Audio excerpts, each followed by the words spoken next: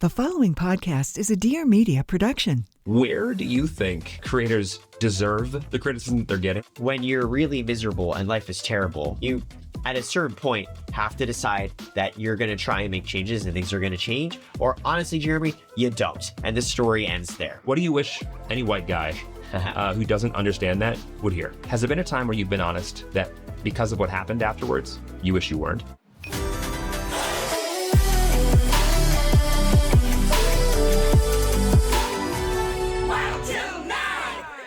Yep, let's go home. I didn't realize until this last weekend when I was watching about 6,000 hours of Eric content. Wow, you were researching me. I actually have this thing where I don't like to watch my friends' content at all because Because you want to stay friends with them.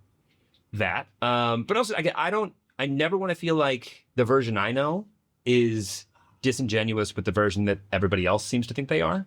Yes. And it's not because it's always bad. I just I don't have that many friends that I care about. Guys, gals, people. We're 2025. Yeah, thank you. I just want to say Jeremy doesn't mean he cares about me in the most indirect way possible, but I care about you too, Jeremy. I don't know what to say, but I care about you. Point is, I don't like to put reasons in the path that would make me feel like why am I? Yeah, you don't want to get the ick. I don't, and in the same way that I don't ever play here's my issue with it. I don't go to all of my friends' place of work and have to think that whatever it is they do for a living is something that I want to be friends with. And really it's because I don't want an excuse not to like somebody that I already like. Yeah. So what's your conclusion after consuming 5,000 hours of me? I like this version better. Oh. That's a lie. Sorry, no. The version that is not what you see on screen. This version, no, I take it back. I wanted to joke about that. I really like both versions. Oh, thanks. I'd like to say I'm being true to myself. No, if there's anything that I've come to appreciate, you are. I think there's some people who just don't have a real opinion on anything and just love to argue. Just love to be the gray area, and I've definitely fallen into that in the past. You just really are willing to see any new perspective. You are open to just about any new perspective. Doesn't matter the topic. I was trying to find something that you were uncomfortable with, or that you were and not even in a jokingly shallow way, but something that I was oh, that's a part of him that I don't think he's allowing himself to dig into. I haven't fucking found it yet. Wow. I know it's a character flaw of yours. I mean, I'm honored. But, do you agree?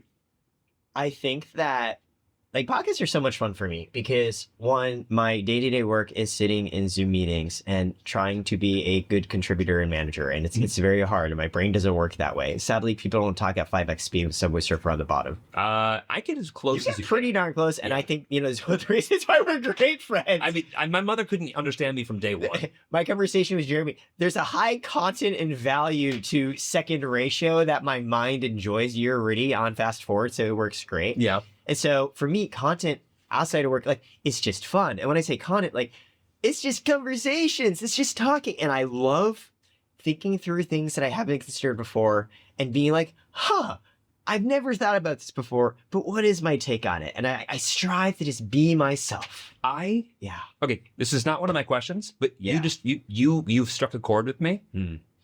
I have broken up with women over this issue. It is so important to me to not believe in absolute truths about things that you don't even have a base knowledge or even a passion about. You just I cast off that opinion because I haven't thought about it enough. I would love to. I want to know why I feel this way, and I also want to know why I'm wrong at the end of the conversation. I love to appreciate learning new things and being right or being wrong. It doesn't even matter.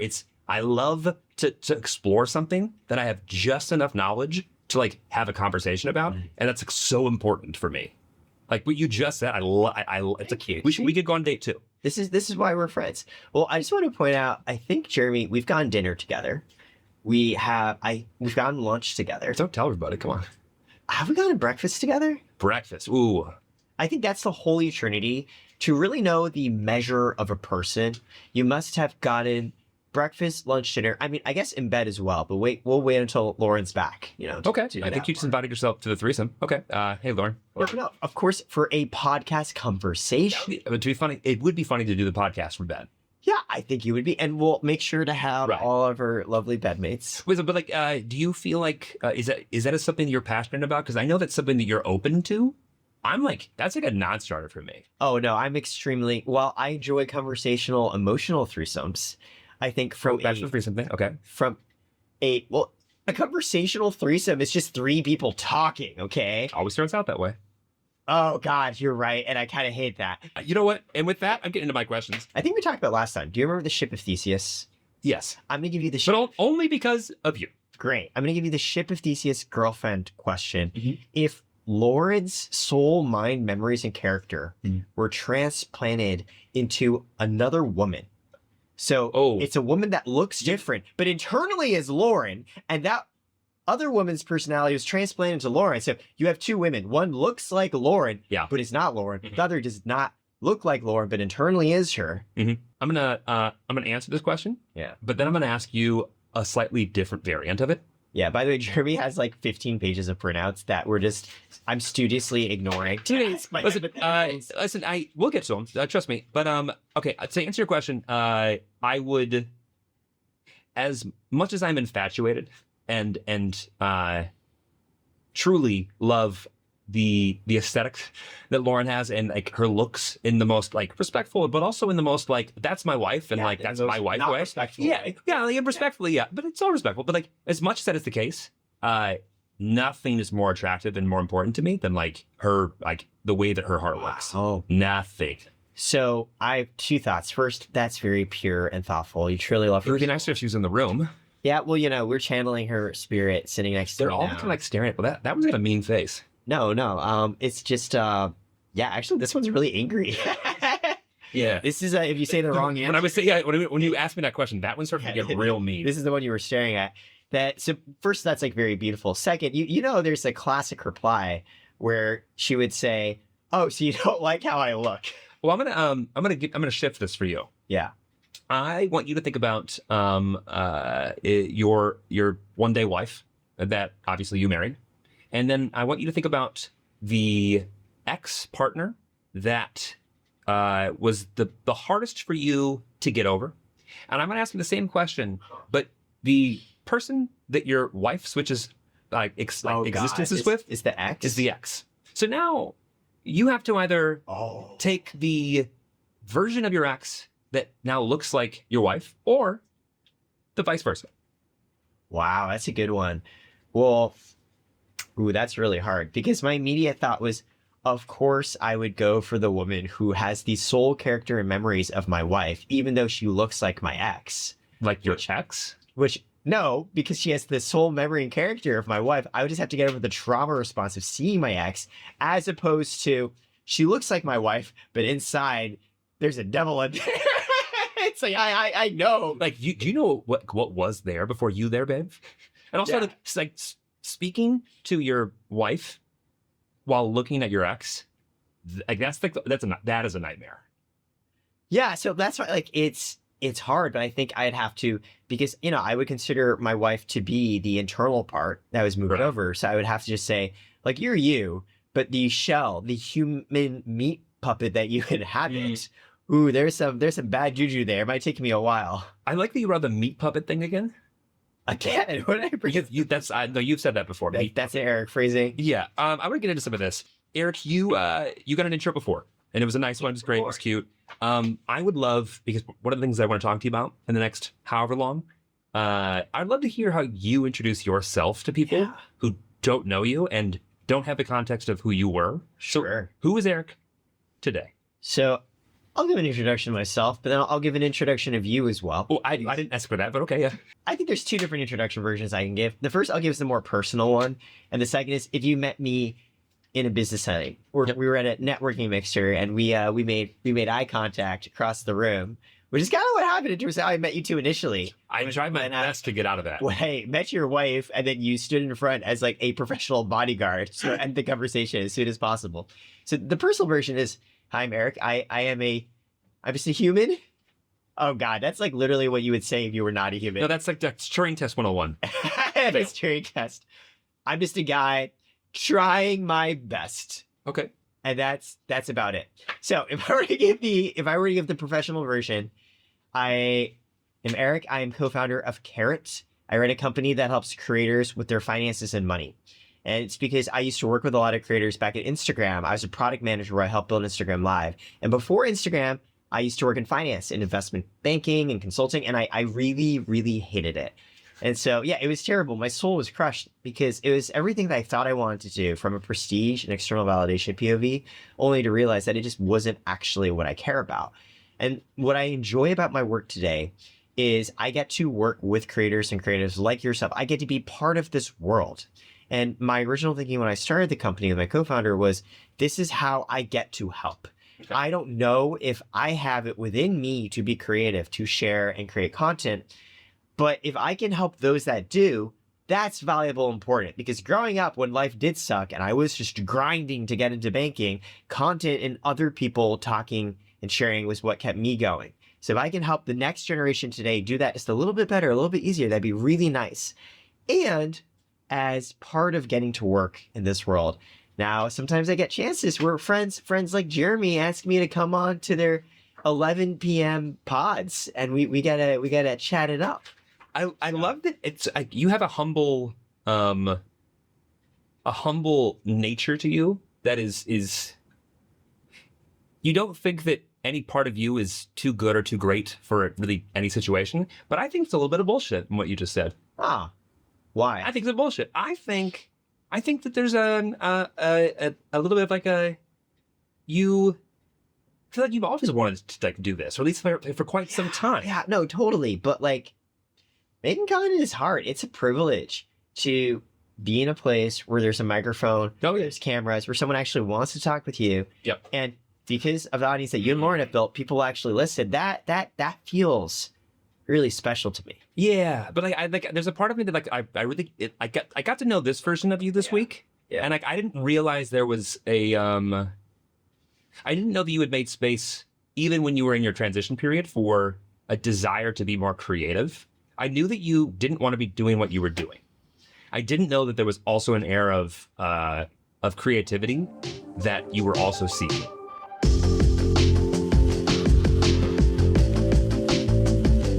Launching your own brand? Let's talk about how Shopify can be your ultimate sidekick in this entrepreneurial journey. Setting up your online store with Shopify is a breeze. Choose from a plethora of professionally designed themes, tweak them to match your brand's vibe, and boom, you're open for business. No coding experience required. None.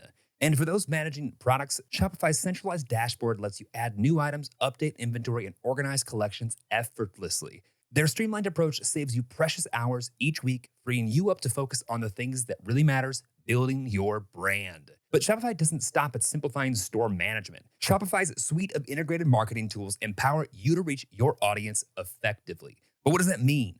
It means from crafting targeted email campaigns to offering enticing discount codes. Everything you need to attract and retain customers is right at your fingertips. Social media integration is a game changer. I've talked about this before. You can connect your stores seamlessly with platforms like Instagram, Facebook, TikTok, and more, which allows you to sell directly through those channels to your customers who frequent them most. Not only does this broaden your reach, but it also consolidates your sales channels, making management more efficient. And when it comes to checkout, Shopify's Shop Pay feature offers a seamless one-tap experience for your customers. One tap. This doesn't just enhance user satisfaction, but also boosts conversion rates by up to 50%, turning casual browsers into loyal buyers. Let's take Alo Yoga, who went from selling some of Lauren's favorite gray sweatpants to now offering yoga, fitness, meditation classes through their subscription model with the help of Shopify Plus, which has seamlessly integrated their digital services with their physical products. And as you embark on your entrepreneurial journey, consider how Shopify's versatile platform can be tailored to meet your specific business needs, just like they have for us and our Wild to Nine and LaurDIY merch shop since day one. Shopify is more than just an e-commerce platform. It is your dedicated partner for business, designed to streamline operations and save you time. By taking care of the technicalities, Shopify allows you to focus on building your brand, engaging with your community, and driving your business forward. So, if you're ready to turn your side hustle into your main gig, give Shopify a go. Upgrade your business and get the same checkout Skims uses. For anyone who has shopped on that site, you already know what I'm talking about. Sign up for your $1 per month trial period at shopify.com/WT9, all lowercase. Go to shopify.com/WT9. Shopify.com/WT9 to upgrade your selling today.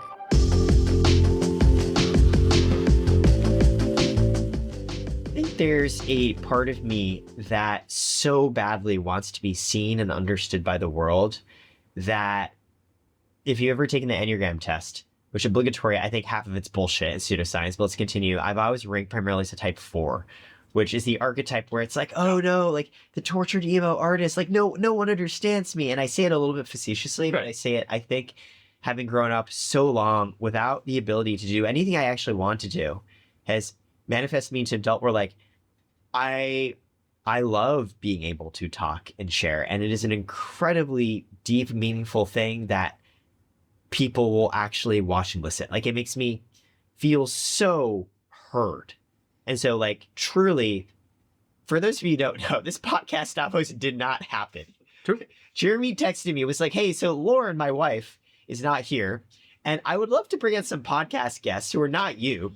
Here are like a few folks I had in mind if you're down to You connect. don't need to tell the whole story. Yeah. And so I like sent you a few names, a few individuals that you might be seeing soon. And then I had a separate text chain with Lauren where she was like, oh, like, you know, we should do something. And I was like, yeah, like I'll fly back and play pickleball. And she's like, well, you're also going to fly back for the podcast. And I was like, what?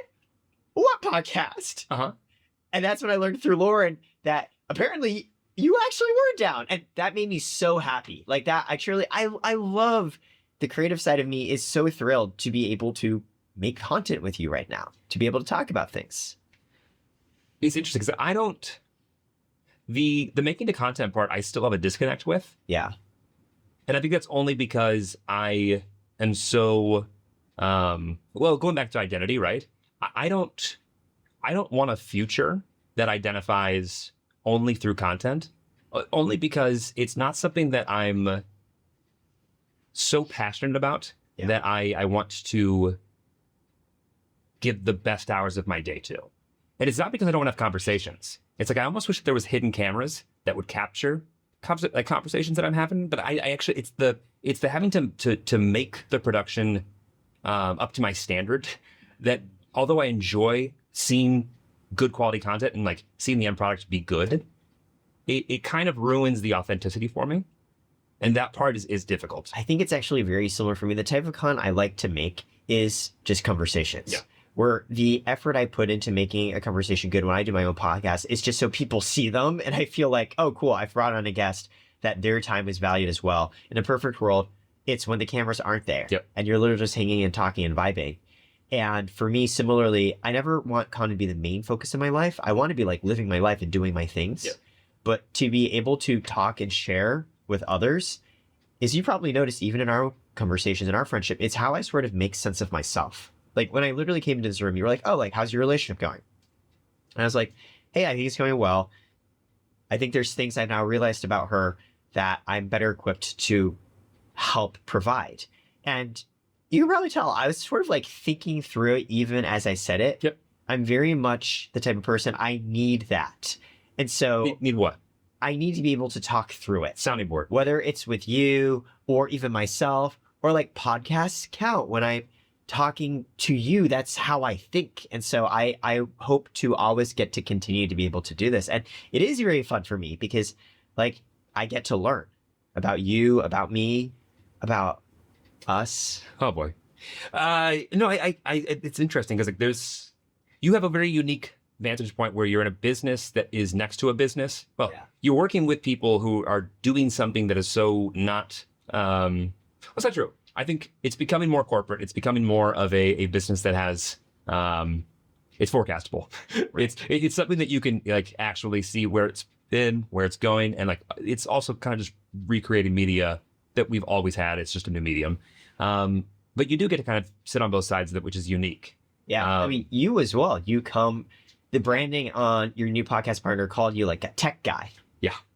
Right? You're a tech guy making podcasts. Yeah. It's the world we both sit in. It's interesting because I'm like very much in the process of like becoming more of a tech guy again. Yeah. But like getting back to that side of me is so it's at odds with this one. And I actually think it would be easier. I think the hardest part is actually doing it with someone who is the creative. Like I actually would have a lot easier time having conversations that didn't need to fit into the person who genuinely it's more important that this fits into her larger ecosystem than it is mine. Into Lawrence. Yeah. And so as an equal partner of hers, but as also someone who doesn't want to get in the way of what she's doing, I think it's actually a very difficult like it is a difficult thing to figure out. Totally get that. When I was on our podcast, the Jomo podcast with Chloe, this is like Chloe's audience and Chloe's creative and Chloe's world. Yeah. And I'm there as a part of it. Right. And I'm very aware of that. And I'm okay with it. I'm curious, like, when you first started the podcast, do you enjoy being on camera? Is there a part of you? I enjoy being on camera, but not in a no, I don't enjoy being on camera.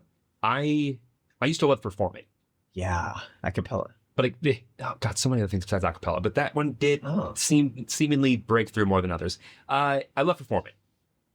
I don't love making my performance fit into the box that it needs to be for consumption later. Yeah.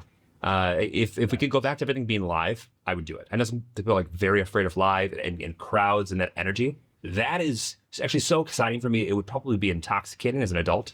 And so like for that reason, I wouldn't pursue it. I also like do enjoy business in its own world, but like, I don't love having to find a way to create whatever it is that we're doing. No, I would love to have a conversation with you. I love having conversations with you, whether this is on or not. Yeah. Having to make it make sense in context of while till 9. Yeah, it's that part. It's not as fun for me. I've learned more about you. So my much awaited, and by much awaited, I mean clearly not awaited at all, introduction of Jeremy.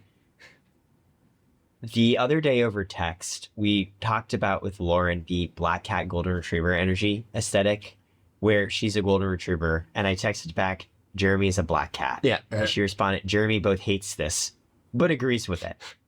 Yeah. And what's funny is I consider myself a black cat as well. And I think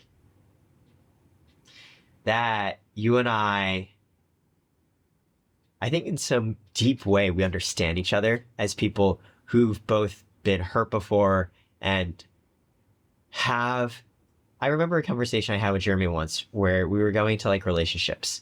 And I remember he said something along the lines of, hey, this is something like Lauren might not fully understand, having grown up with like lots of love and security, but that like you and I both get that like this could like all just like go away.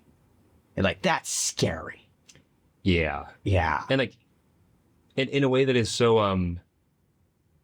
it's like the loudest silent thought in your brain.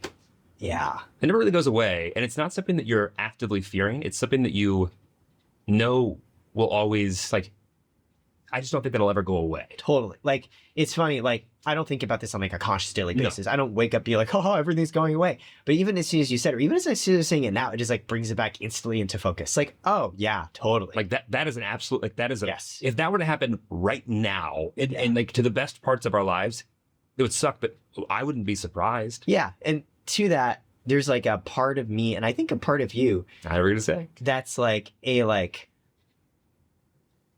I'll speak for me because I don't want to project. Okay. But like, yeah. Okay. Well, like, do let's I? See if we agree. Right. It's like do I deserve this? Deserve. Right. Like, I? Because then if it goes away, to your point, I'm like, well, okay. Because part of me, a small part of me, is like, well, this is what I deserve.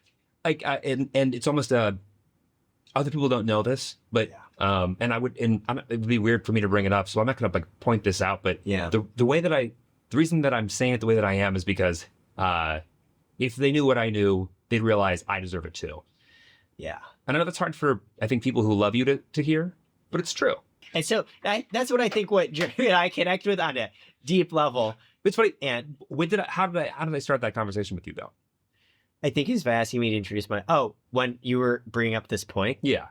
It's because we were talking through my relationship. No, we weren't. Remember? I heard other people talking about your relationship. Yes. And Other people talking about my relationship, and you thought it was really important to call me and let me know that, hey, this is what other people are talking about, and which is why you're calling me, said that what I think, but this is what I think about your relationship. And know that at the end of the day, your relationship is yours, and it doesn't necessarily matter what other people think. And I think that it's something you and I both share, where we think a lot about the things that we're in and talk through it. And sometimes other people might not have the context to interpret and understand what it means when we're talking through things. But what it means when we're not talking through things too. Right. Which in some ways is even more of a flag. Yeah. Because we both are in a place where, I don't know, like, I always want to make sure things are good. And it helps, to my earlier point, to be able to talk through aspects of it. And that's something you understand as well. But it's also not something that I want to do with many people. Yeah. I want to find as few people as I can who get it without me having to explain it. Right. And stick close to them. I don't want to have to like share that part of me with anyone else that like I don't feel like I feel like I gotta connect. Doesn't exactly. Eric, it's time for you to answer some questions. Great. I went through my DMs after our podcast, and then I also went through more of your content at 4x than you could ever imagine to get to know the version of you that the internet knows. Which is, again, I reflect back on, I really like them both. Oh, thanks. And I promise you, I'm not just saying that. It's almost like you are the new, almost like aspirational form of masculinity I want people to get to. And I mean that in the most like, the respectful of ways. I think if we had more of your masculine energy in the C-suite at many companies, we would have much different results than what we're seeing today. But I have some questions that I think I'm going to ask you that I think are outside my realm to even understand where you're going to go with them. So you feel like, yeah, however you want to answer them. But I want to remind people, if they didn't listen to the first episode we did, you went no contact with your dad for 8 years. Yeah. No contact, where we would still text occasionally on like purely logistical things. Yep. Where like he still helps sometimes on like taxes, but like that's basically it. Well, that's going to happen. Yeah. Those come due every year. That's, I mean, that's still true today. Yeah. Yeah. Okay. So was there ever a cleaner break? I think. Or I guess, where's this 8 years coming from? Because I saw it referenced a few times. I remember having a discussion once when I was home, and probably was around 8 years or longer ago, with my mom and my dad separately.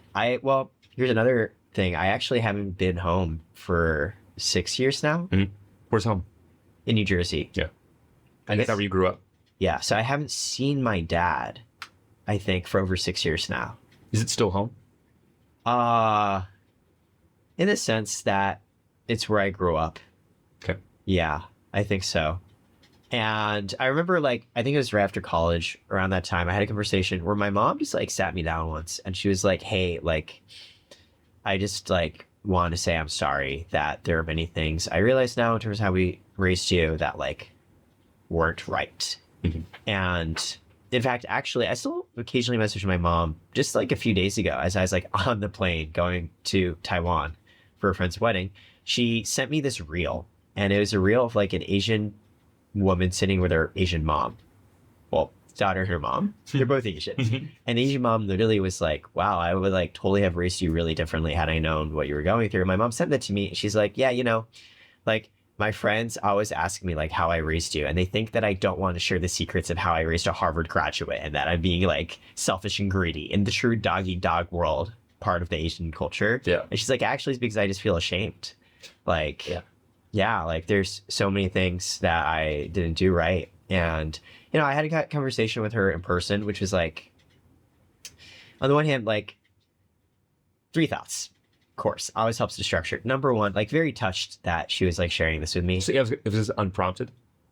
It was unprompted, but I've been like, you know, basically telling her things up. There was a period of time where it's just like, yeah, I'm really not happy and I'm very depressed. And, you know, parents didn't necessarily know what to do with that. And I think you voiced that. Yeah. Just like, this is not working. Like, this is not the way I want to live my life. Like, the expectations you placed on me, like, this is not, I'm not happy. Like, I'm really not happy. And, there wasn't really an appropriate response at the time, but I think she's obviously continue to think about it, and eventually got to a point where she just sat me down. Just like, hey, I just want to share these things. So I was, one, like, very, very touched. And two, like, felt both like very, very happy to that first point, but also like very like sad in a way. Kind of like, oh, well, because in some ways the relief is, okay, I'm not crazy. And like, I'm not like gaslighting myself. Like, cool. Like, there were not great things, but like recognition of that brings relief. But also then like, cool, we both agree. Right. There were some things here that were not great. And I know I love her. She loved me. She loves me. She's literally doing the best she can. And she's agreeing with me like, wow, some parts of this were like probably not great and contribute to like how I think today, which is just like weird. And I know this, having talked with many people, just weird. And so there's a little bit of sadness, like, oh, I guess like it is real, right? It's almost like, oh, cool. Like, this is officially diagnosed. Like, this is a thing. Was this the first time you felt like she met you there? Yeah, 100%. It's like, cool. I definitely did grow up in an environment where like, love was tied to external validation. It was tied to achievement. It was just tied to being good enough. Like, I didn't feel, and to this day, deep down to my earlier points, still don't feel the intrinsic worth of self. Right. And her sort of just acknowledging is both relieving, but also sobering. And the third part is like, I mentioned this to my partner when I was like, oh, she sent me this. I don't deeply engage with that stuff anymore because the space and distance are what help me function and have a relationship where I can go back to my mom and say like, I love you and I messed you up. Like, you did the best you could. I understand that. There's a certain place of distance that goes there because it's too much to like really, really dig into. It's like we had this moment. Yep. We've met in the middle. We've acknowledged it. It's real. And it happened. She did the best she could. And I did the best I could. And to unpack all that, it's just too much. And I'll cry too much, right? Oh, it's almost like is that honesty worth it? Yeah, it's like we're in a place now where we have a good relationship and it's just too much to go into. So to answer your question, I try to have that moment with my dad. And like, I had a conversation when I tried it, it just didn't work. Yeah, I love my dad. I know he loves me. I know he wants the best for me. And like, yeah, it just, he could not meet me there. And it's not because he's like this bad intentioned person. He just like cannot, that's just not how his mind works due to how he was raised. Again, there's generations of familial trauma here. He could not meet me there. And that's when I was like, oh wow, like he'll never meet me there. Did you, when you initiated that conversation or tried to broach that topic with him, yeah, did you reference having one with your mom?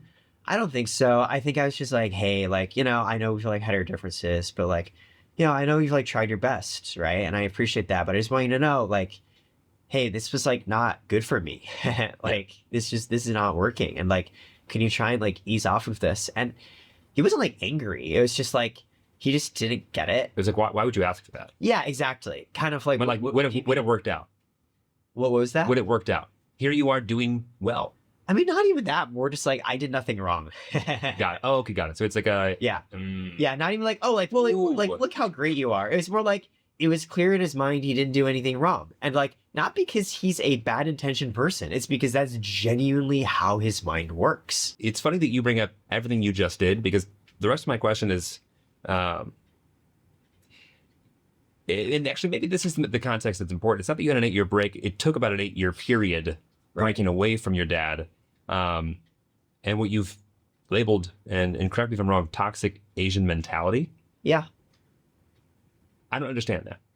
And I'm not going to understand that, but I think there's... What do you wish any white guy who doesn't understand that would hear? Well, I think the element of that for anybody is, what I hated was just... I think there's a concept that I've noticed in some of my friends that they've grown up with, which I really love and appreciate. It's just like, oh, like, you are worthy of love. Like, just yourself. Like, even if you didn't do anything or accomplish anything, like, you yourself, like, you are worthy. You are worthy of love. And like, yeah, just know that. Yeah. Just know that. That's not what I had. It's like a concept you hear all the words, you know what those words mean. You know what they mean, like, you know what they would mean. Right. And that's not, and I think there's an important part here to be made clear on. At a certain point, we are responsible for our own feelings and choices and actions. Yep. Like I don't blame my parents for this. No. Right? Like No. I am responsible for how I feel. And look, there's a part of me that will never fully internalize that feeling. And that's on me. And I accept that. Right. Well, in the way that I think you are recognizing your dad doesn't speak the language that you wanted him to hear, that's not a language that I think you may have the capability of learning. Yeah, there's part of me, I will never be fully able to immerse in that the same way I might see like Lauren and Zach do that. And I accept that. That is solely on me.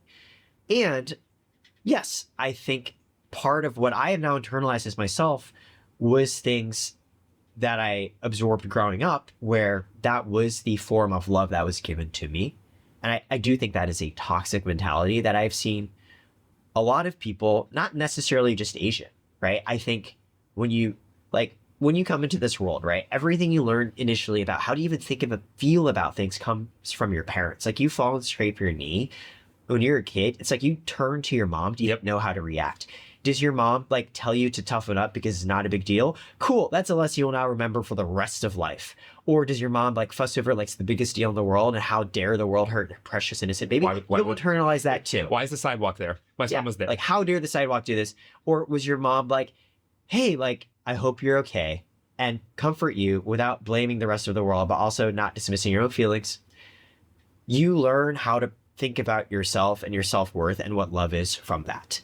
And I think there were lessons I absorbed there that I now take responsibility for. Yes, this is what I believe now.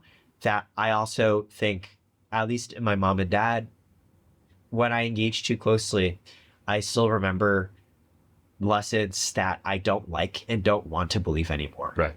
The thing that you know to be true is never going to be not true, but you don't need to have it present in your mind. Yeah. Unless it's something that you volunteer yourself to go do. I don't want to think about it. I know my mom has already met me and understands me. I think my dad in more recent years has tried actually. Yeah. Like in the past 3 years, he has texted me sometimes like, oh, know that I'm proud of you and I love you.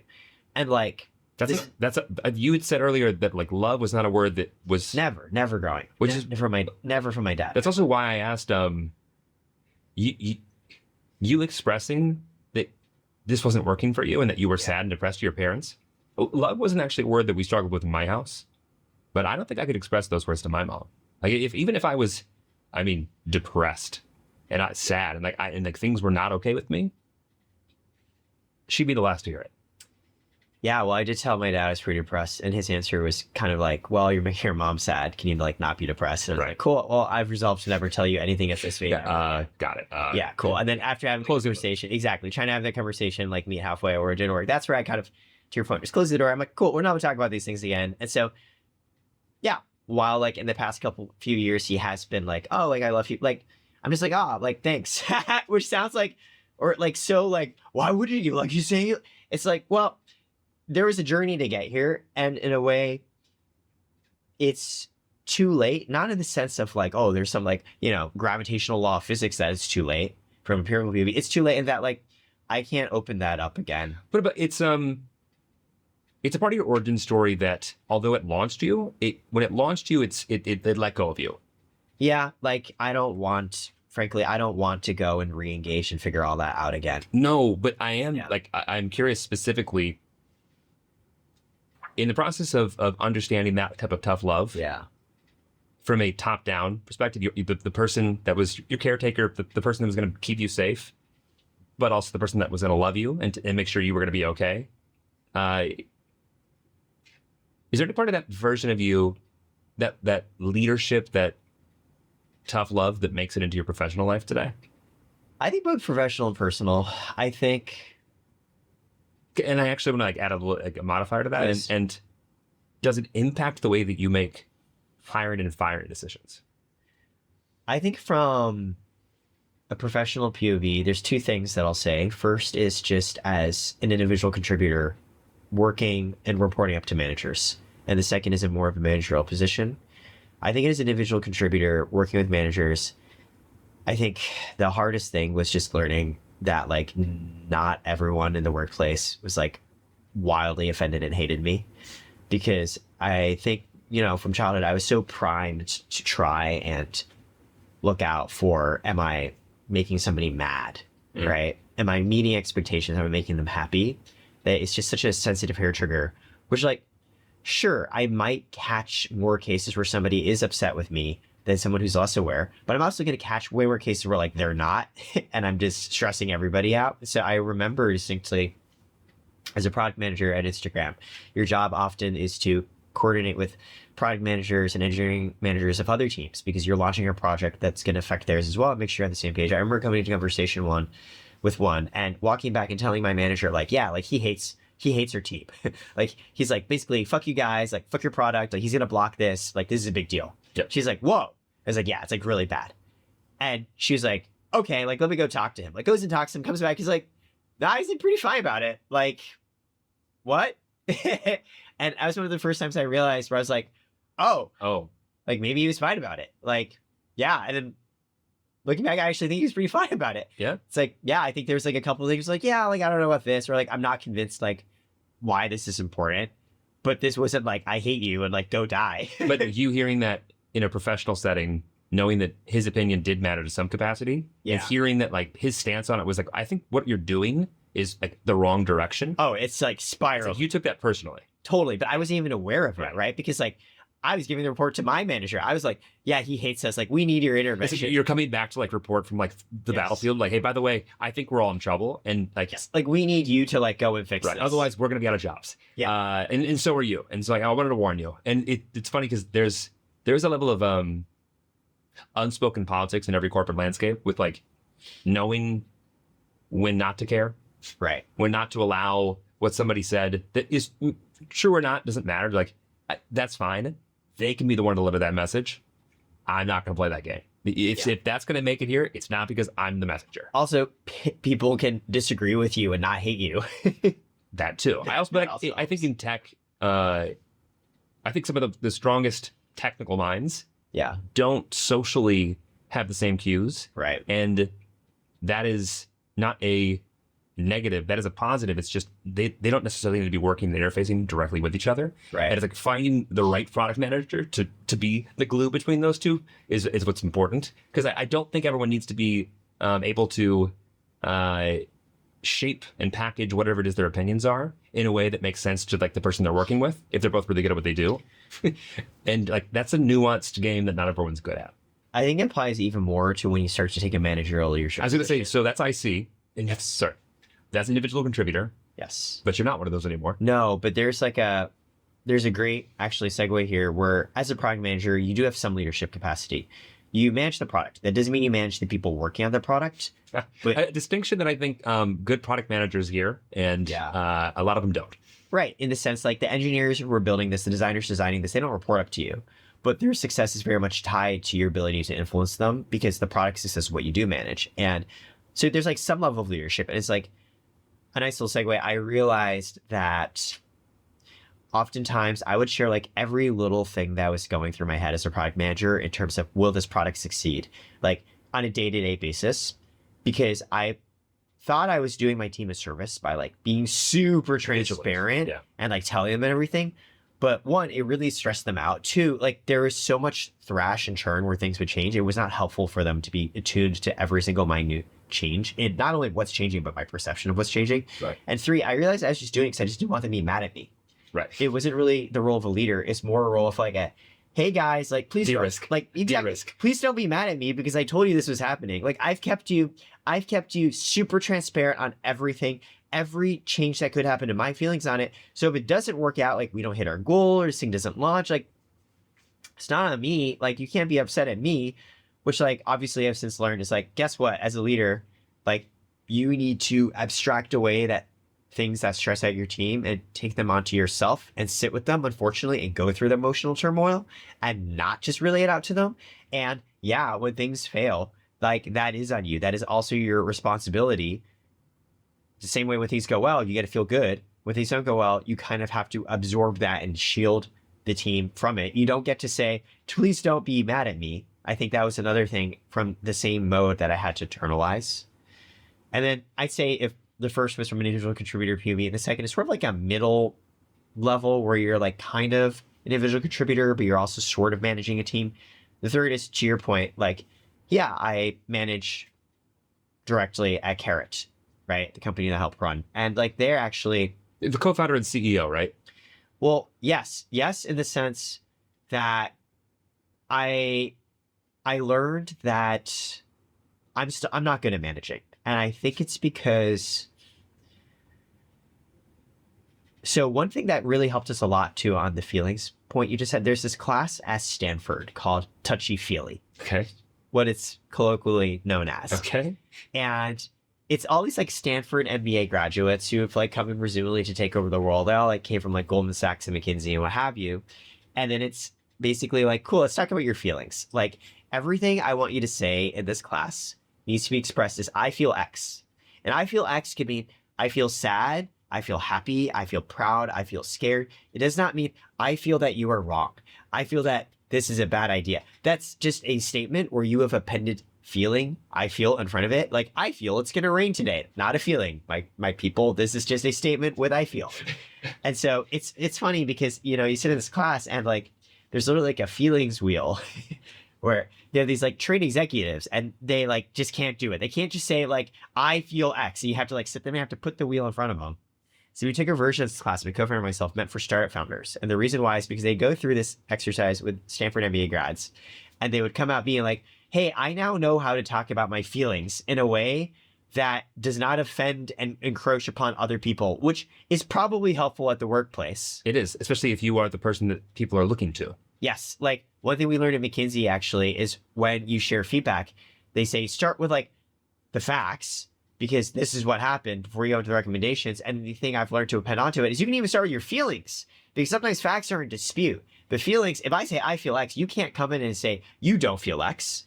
Now, of course, there's a balance where you can't just have everyone sit around and go kumbaya. No. Right? You're not a family, you're a team. And thank God, I think as a whole, we're moving away from that. I think the early 2000s post.com, like no, we're building a family here. No, you're not. It's a public stock. Your shareholders, If we don't perform, we aren't here. it doesn't matter. Exactly. And so I think team is the perfect descriptor to describe. You need to be able to share feelings when you're on a team. Yes. But you can't share too much of that or let it get into the way of work. There's a balance here. And so at Stanford, they realized they like go and train all these MBA graduates how to express their feelings, and they just get thrown to the bottom rung of the corporate ladder. We're like, hey, I would like to share my feelings now. Like, who cares? Right. And so they're like, why don't we start top down with startup founders because then they can build cultures where you can express these feelings. And so my co-founder and I have worked really hard to build a culture where, like, yes, you can share how you feel. Like, it is okay to say like I feel sad or I feel resentful. In fact, that's far preferable than when you're upset about something you care about, that being channeled in some other way. And at a certain point, like, cool, you feel bad. Like, if you need space, you need that to go and do what you're going to do it. But ultimately, we are not personally responsible for your feelings because we're not your family. So it's important. It's important for the people who are on your team, yes, to know that their feelings are valid and there's a time and a place for them, and that they are fully capable and encouraged to share them in a way that is not going to take away from somebody else's or the company's or the team's facts or what's actually the task at hand. I think it's the framing of your feelings matter, which not always has been true in corporate America. Sure. No. But they're not the only thing that matter. Right. Because unlike a family, we are not just here for each other. We are here to hit a goal. And if we don't hit the goal, we will all not have a job, regardless of our feelings. And I think there's a balance. If there's anything that I think I struggle with even now is like knowing that the mindset that I get into in the corporate environment is obsessed with doing well and succeeding and winning. Yeah. And it's a selfish act because I want to feel good about me, but I also want to do it because it does provide other things for, my family and being able to have more flexibility and comfort for whatever we want to do. But it's like an impossible balance to get always right. And like trying to figure out how to do it by yourself is hard enough. Trying to figure out how to do it in a corporate or even with multiple people, it's like a near impossible game. We just try and keep the game going as long as we can. Yeah, it's really, really hard. And I think tying back to, well, okay, what did I experience growing up that led me to either be better or worse at this? I think one thing I really struggled at, again, was this balance between, for a long time, I was like, don't share any feelings, right? Right. Because, oh God, what if people don't like me? What if they hate me? Like, I can't risk that. to, oh my God, like we can talk about feelings. Like everyone, let's talk about feelings. best. Yeah. And then cool. And then like one day my co-founder and I, we sat around and we're just like, everyone's upset. We didn't get anything done. It's been a struggle for me to learn how to sort of balance, try and hit something in between. I'm still trying to figure it out. Well, you characterized the beginning of this answer with you're not a good manager, and you know that now. Why do you think that? And what's informed that? Like even openly, right? Like most of the people at Karat report to my co-founder. This is something that's happened over time. I'm in discussion with my co-founder now, like even changing my title, right? We're co-CEO today, which in many cases are like a weird structure because you share equal power and we have equal equity. We're equally co-founder. We've been thinking more and more about shifting. We're discussing this internally, like my role to something different, like chief creator officer or something. And like, why is that? Well, on the one hand, I'm like very, very sad about that from like an ego POV. Why? You know, it makes me feel like I failed. Like I wasn't a good enough manager and that I haven't done a good job. Right. And that's like the sad emotional part of me. Okay. Right. The other professional part of me is like, okay, that's because your workflow and how you do things are in a certain XYZ format. And at the current stage in the company for the current thing we're trying to launch, it's not necessarily the best way for you to try and marshal and manage lots of people versus there are a lot of things that we need you to do as an individual contributor, a senior individual contributor that only you can do, but you need to go figure out yourself. And my co-founder and I, we have always believed that titles should reflect reality, right? Like no title inflation, right? Explain that. Like everyone wants to feel good and be like head of whatever and director of whatever. That should only come after you've proven yourself to actually be that. And if comes with more responsibility, because now if you're not delivering on that, either we have to demote you, which never works, or we have to let you go, which sucks. Yep. So there's a heavy weight and responsibility tied to your title. And at least right now, more people are reporting up to my co-founder, and he's doing more around building the machine. And my co-founder from the very start, when we came up with the co-CEO structure, talked about there's a world where either of us could report to the other. Mm-hmm. We talked about there's a world where I could report up to him. Well, doesn't just about every investor want that? It's very difficult to get investors to invest in anything 50-50. They want there to be somebody who ultimately has. And so you're right. Co-CEO relationships are still newer. And I think, we've done a lot of co-founder therapy. Like everything we've talked about here today. We're getting into that. No, it ties the lessons you take about how to love and express pain and hurt, tying to every relationship you have. That includes when you found something with somebody. Like it's intimate in its own way. And I think we made it work from the very beginning because there's a lot of trust and respect. And so we had the conversation even very early on. We're like, there's a world where we might not both be co-CEO. Like I'll report up to Will, my co-founder, because hey, like I think right now is better at some of the project and people management things and building things to scale. Mm-hmm. And I am good at like, hey, if you need this crazy thing accomplished, send me at it. Like I can get it done. And that may or may not be able to work well with managing people under me in a way that they're going to feel super good about it. It might be very stressful for them. Yep. And we have to talk about there's a role where he reports up to me. There are also CEO models where the CEO tends to be more high level focused. Yep. And weighted categories. Yes. And the COO is the one taking care of the operational issues. Frankly, I worked at Coinbase and I have heard the COO say that without her, like literally nothing would get done. So there's a model for that as well. We talked about it from the very start. And right now, I think that there are too many things that I feel need me from an individual contributor POV that I'm not able to also balance being a good manager. Well, a couple of questions. Do you care about being a good manager? Is that a goal of yours? And not because like you don't want to be bad at it, but like, is that something that do you wake up in the morning and like, is there a rush of endorphins by the thought of I could be the best manager that this person's ever going to work for? Is that a goal of yours? I think ultimately when you're running something, there's really only 3 goals that matter as like co-founder or co-CEO or CEO of a company. Those 3 things are mission, people, money. Like, is it really clear? Like, why are we even here? Like, what are we trying to build? Like the products might change, we might pivot around, but there's like some core reason why this even exists. And like everyone should be really clear on that mission. Mm-hmm. The people are really important because we can't do this alone. Like literally we need to do this together. We need to make sure it's in a vein where people feel supported, that their missions individually align with the company mission, and they're just money. None of this works if you don't have money. which is a mix of course, fundraising from a venture-backed POV, but also just like profitability and like, are you actually doing well from a dollars and cents POV? I think what I've always been really, really excited about more than anything is mission. I think for me, Karat should exist because from like the beginning of time, I think that the best way to appreciate life as a human being is to get to be creative and to make something. There's a saying from John Adams I've quoted before where like he says, we wage war so that our children may study math and science, so their children may study the arts. I truly think like in a perfect utopian world, everybody just gets to sit there and to create, to perform, to make things and not have to work for other people. Like, I think that is like one of the greatest states of being for humanity to reach. And this is like my tiny little contributor of that. Hey, like social media, I care about it because it's made it easier for people to support themselves making content. And oh, cool. If I can build products and services that help them handle the money and business side of building their creative work into a business, that is so fulfilling for me. And that I wake up every day. I care so much about that. I care so much about the people that I meet and work with in that space to be able to think that whatever I've built they use is a responsibility that I take very seriously. And that's what energizes me. For me, the money and the people piece matter insofar as it helps us accomplish this mission together. And I think, my co-founder is a little different. For him, I actually don't think that mission resonates with him as much. Yeah.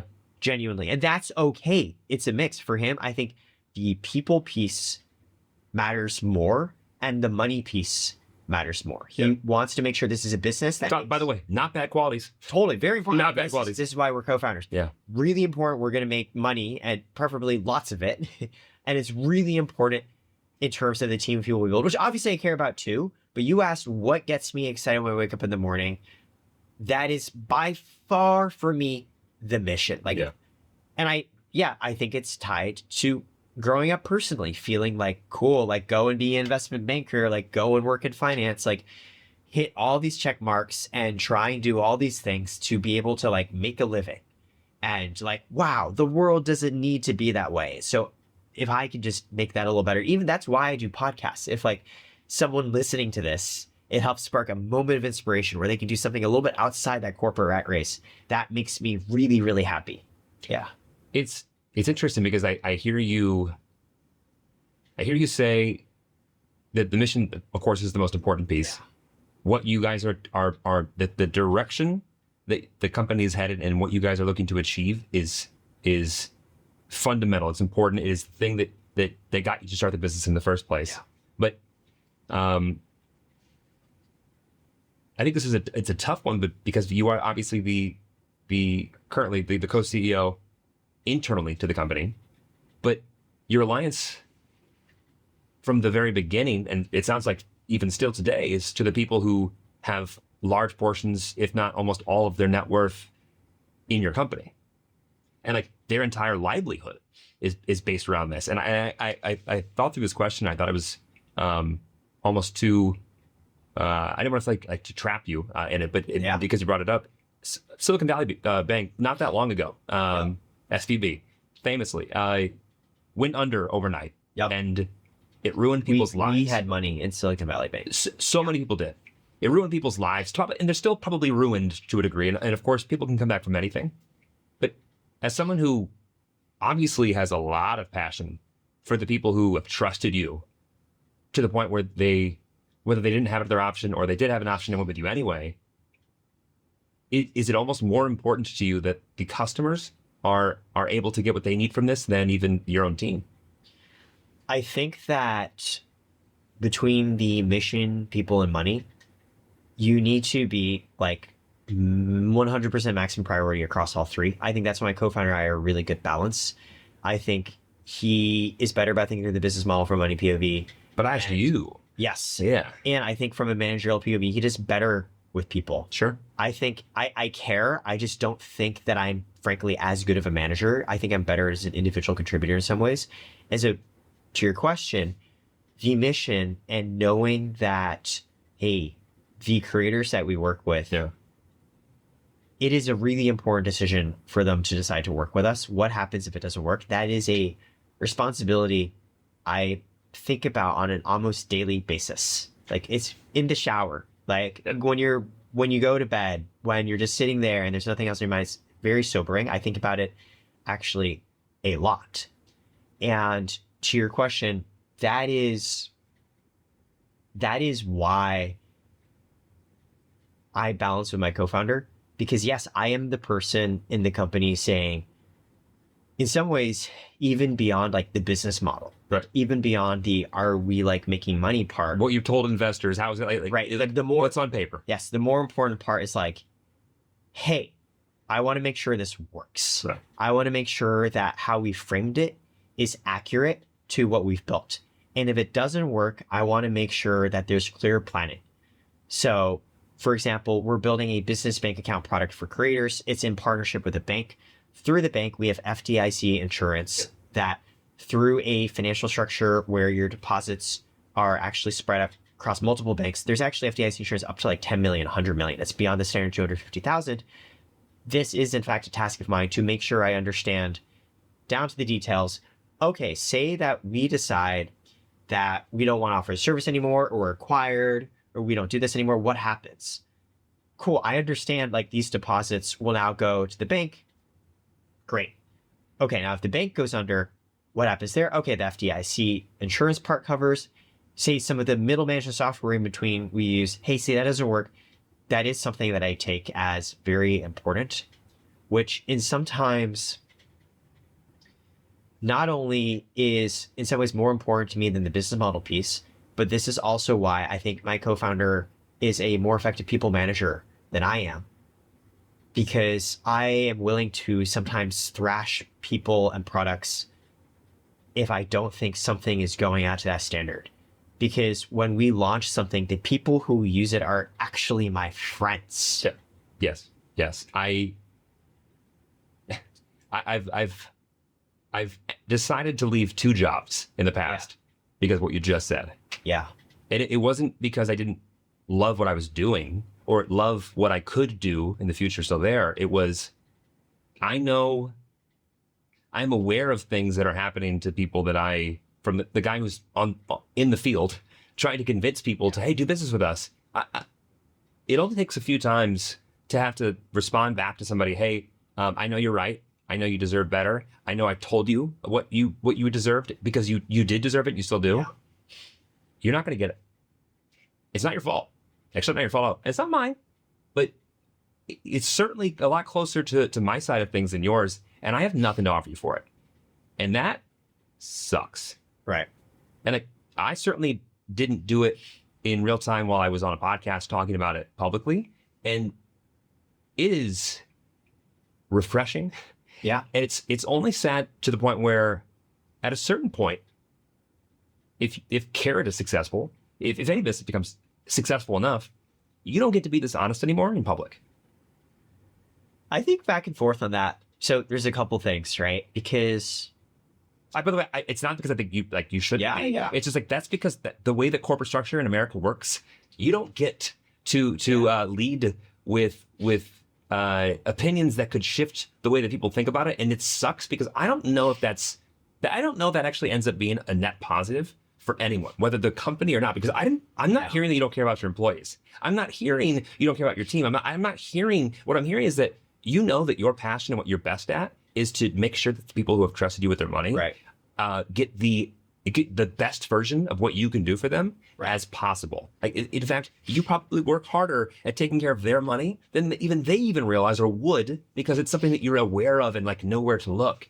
And it's a balance because you found somebody who fits the other side of this. And if there wasn't somebody who was actually looking out for the actual end user, the end users would go somewhere else.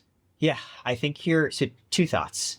I think my first thought is ultimately that's why my co-founder and I work together, in the same sense that obviously I also care about the team, the business model. He also cares about the mission too. Yeah. But you can't have, if everything you're focused on 100% at the same time across multiple priorities is the same, you're not actually prioritizing. If everything's a priority, nothing's a priority. Yes. The only way you can handle that is you have different people focus on different things. And so in a way, I'm grateful because of him and the amazing team we've built. I get to focus on the mission above all. And what you described, the sobering responsibility, is something that, yeah, I every day, there's a balance between, cool, you have to launch something that is an early version to learn and gather feedback, versus you want to launch something that's perfect. It's about finding the balance where you can launch something so you can actually figure out how to make it good for people while framing it to people exactly as what it is, and so they know and they come in very, very clear. And it's such an interesting balance because so we've brought in a lot of creators as investors. And I wanted to talk about this. Yeah. Yes. The introduction between you and Lauren was a conversation about investing. Yes. I was introduced to Lauren actually through another creator that we work with as a client. She introduced me to Lauren because Lauren invests, as we both know, in creator businesses and other businesses. Yeah. And when I described what we were doing to her, she was like, oh, interesting. Ultimately decided, hey, like this isn't the right stage or fit for me. And I was totally okay with that because in fact, I think you're almost more happy. Yeah, because in a way, because the friendship we've built, it's in a way helpful when it's very clear, like, cool, there are not as many of the business ties because we got to just focus on being friends. Over time, of course, these things all develop and evolve together. And I'm actually comfortable with that. But I'm actually grateful. And I've said it because you and Lauren have both come and been like, oh gosh, like I wish we had just to support you personally. I'm like, no, it's actually 100% okay. And here's why. Right. And I bring this up because, you know, one of our investors is this massively popular streamer, Ludwig. He's one of the most successful, brilliant guys out there. And he was an early client of ours because I saw on stream, he was trying to purchase items that were not within his credit card limit. Because somebody like Ludwig, while being wildly successful, is not a type of business a normal bank understands. No. And the credit score is incredibly antiquated in terms of what it measures and what it doesn't. So we were able to serve exactly his needs and underwrite him and give him better credit than normal banks could provide, which is literally the mission of why this company exists.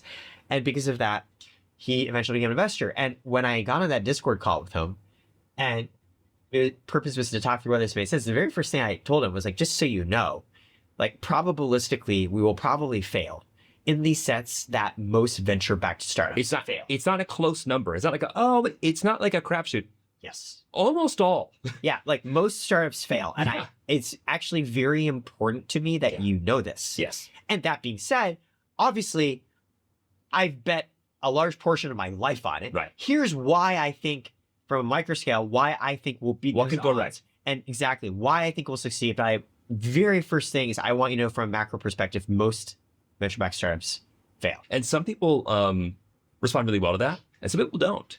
And it's like, I'm so grateful for the people that don't respond well to that, because I need that to happen before we make the transaction. It's very important in good conscience and good faith in the community as you. And I know, by the way, a lot of creators investors will hear that, and still, if it doesn't work out, will still feel resentment. And unfortunately, that's responsibility I just have to accept. The same way that, cool, I'm going to put products out there that I've tried my hardest in, and they might not work, and there's a risk.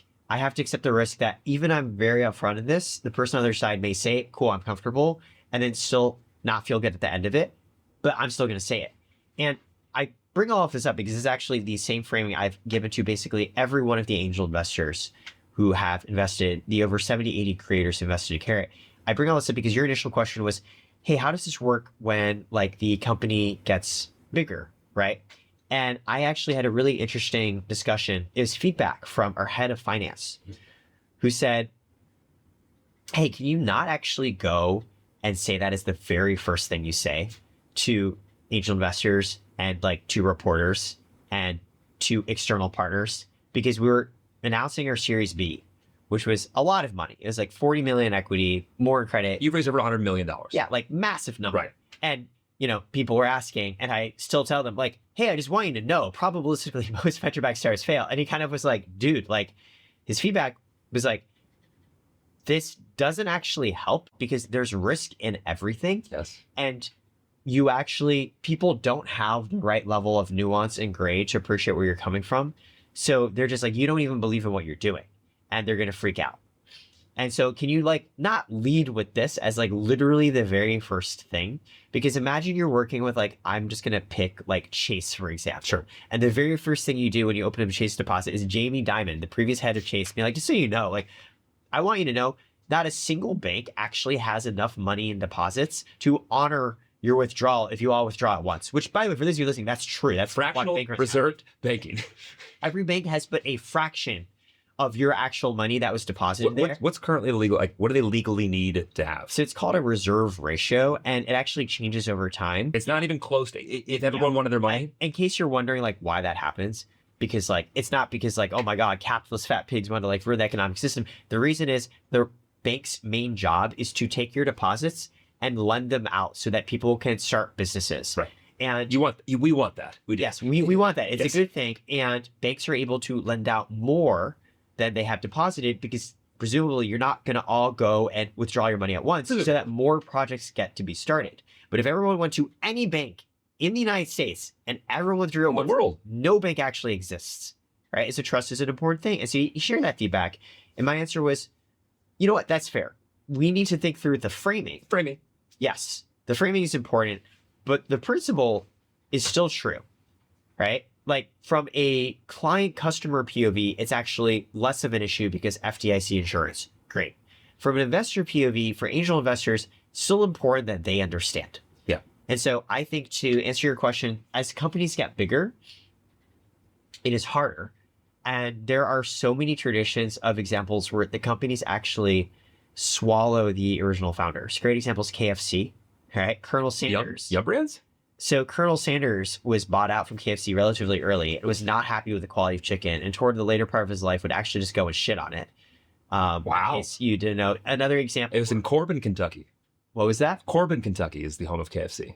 I didn't know that. Corbin. Yeah, well, Colonel Sanders was at a certain point is not happy with many things going on, despite its humble beginnings. Similarly, a more recent example, Papa John was also kicked out. Yum Brands. Papa John's. Oh, what's going on in Kentucky?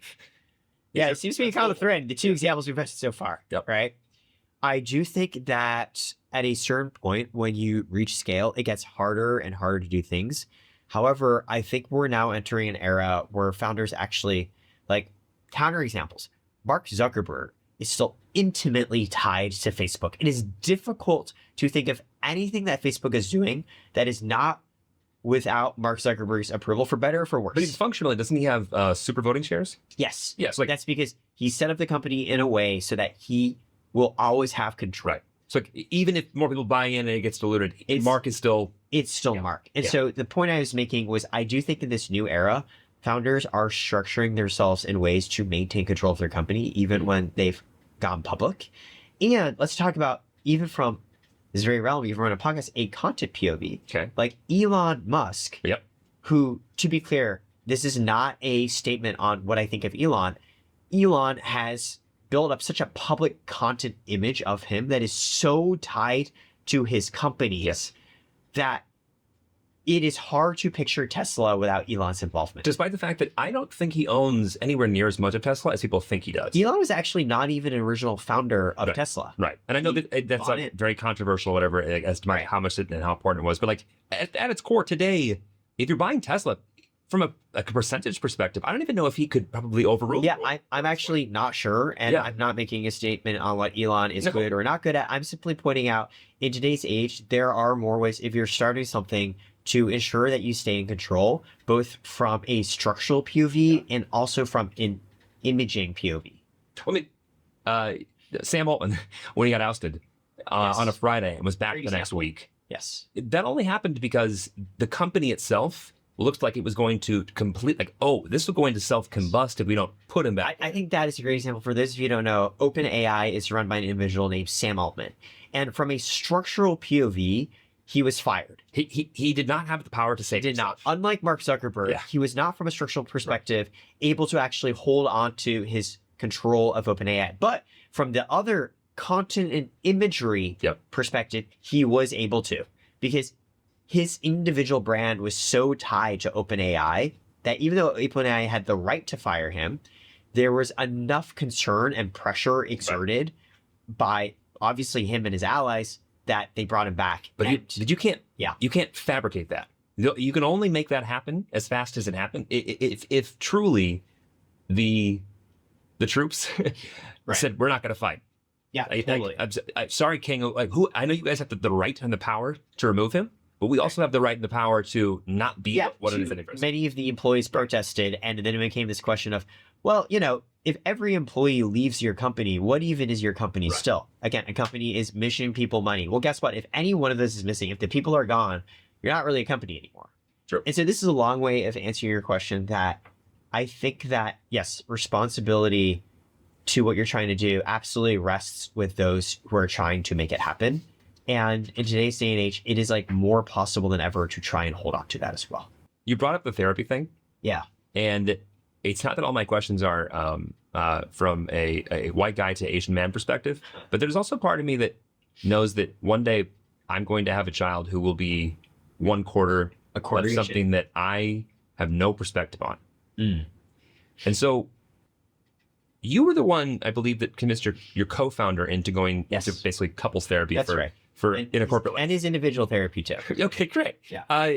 I didn't realize this until Lauren shared this with me randomly years ago in some other context. Yeah. But I didn't realize that as far as like a stereotypical like family environment with the Asian community in therapy, they don't mix well. It's not something that is historically or traditionally something that is an over-indexing like a variable with Asians, and I don't understand where that comes from, and I don't think it's important that I do, but I do want to know from your perspective what wasn't like that doesn't seem like a difficult decision for you to have made.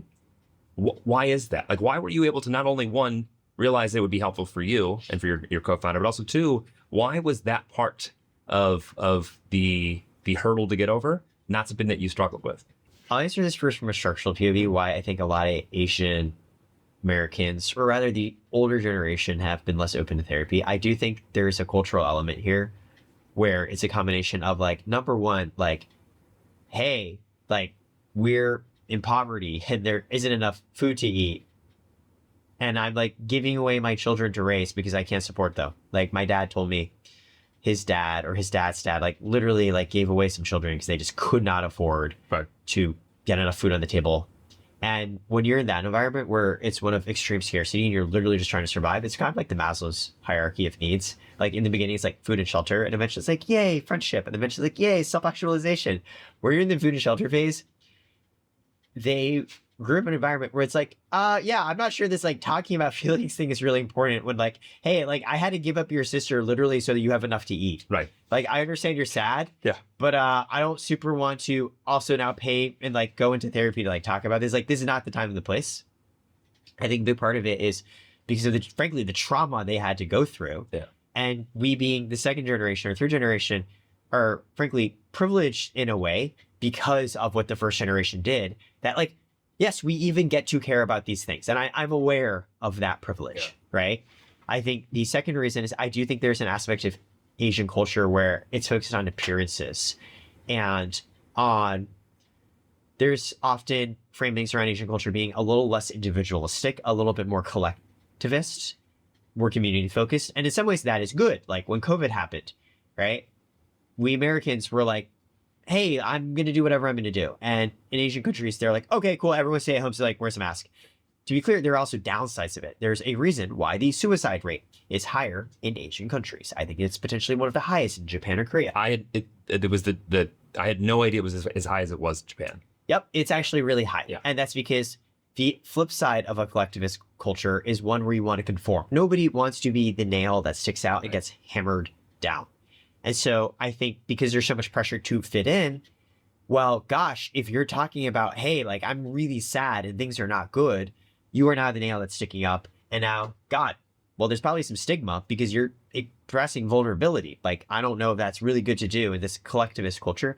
My personal opinion, and obviously I am sharing my own guesses and experiences based off my thinking and my family. I think it's the combination of those two coming from a place of scarcity combined with the pressure to conform, which, by the way, I want to say I do not think are uniquely Asian.